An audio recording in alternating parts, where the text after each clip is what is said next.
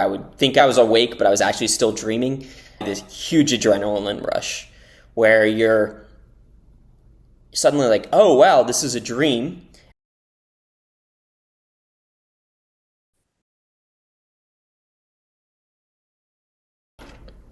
The most meaningful lucid dreaming experience for me was the first time where I actually was able to control my dreams.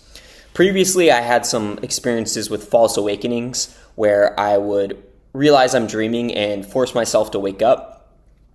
But through some of the advice that was given to me in the program of trying to stay in the dream longer and to not get overwhelmed with fear, I was able to overcome this pressure that you feel to want to wake up in the dream. And so I was able to turn into my fear and understand it a little bit more. And then I was taught a technique that from Anthony of how to actually check to see if you're dreaming versus in the waking world, where you would hold your nose and try to take an inhale. And if you were able to breathe through, then you were in the dream. And if you couldn't, then you were awake. That technique was a huge unlock for me as it allowed me to quickly verify whether I was in the dream and stabilize the dream, start to stabilize the dream itself. I woke up in my apartment and I came downstairs, turned on the lights, and all my living room furniture was in weird positions. I called out to my girlfriend and she answered from the bathroom. And so I started talking with her, and then all of a sudden all these people from my life started coming into the room and I started interacting with them. And slowly I drifted back into the dream. But for me, this was quite a meaningful experience because it was the first time where I was able to actually feel like I had some level of control of the dream and become lucid in a way where I had a really strong memory of everything that had happened and felt like I could get back there another time.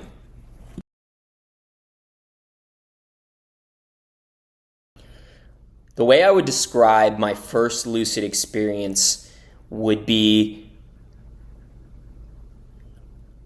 sudden insight followed by this huge adrenaline rush where you're suddenly like, oh, wow, this is a dream. And then you get really excited and you're like, finally, I've been trying to do this for so long. And then that ends up waking you up. So learning how to overcome that excitement is definitely a skill set you learn after a few lucid attempts. When I first started the program, I had this idea that lucid dreaming was this thing you didn't really control. It would only happen to special people who had this special relationship with dreams, and it was inaccessible to normal people.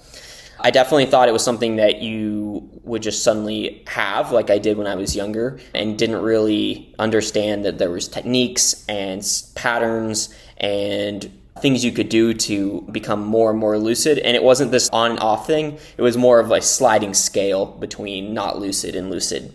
And really drawing that line is not something that when I learned and actually went through the program, I learned just how fuzzy that line is between awakening and dreaming and the different types of experiences you can have in a lucid dream.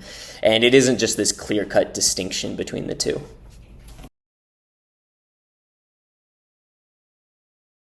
Since the program, I've found in my waking life, I am doing a reality check far more often.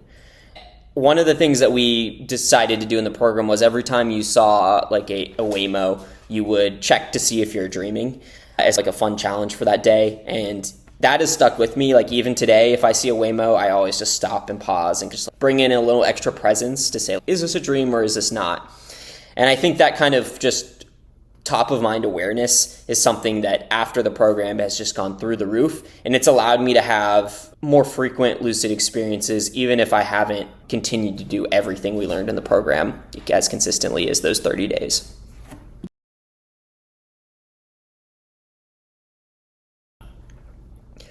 What surprised me the most about this experience was how collaborative it would be. Going into the program, I thought that dreaming was something that you did in kind of a silo, right? It's just you that's having the dream and no one else has any access to that dream, and it's very shaped by your own reality and experiences.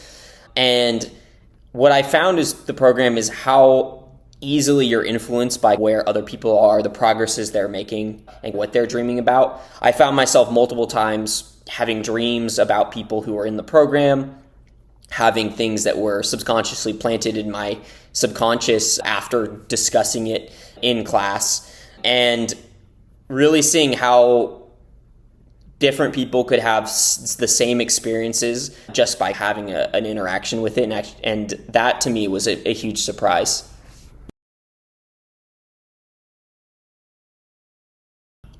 There was a moment in the program where it really clicked for me, and that was when we learned how to do these reality checks of when you're in the dream.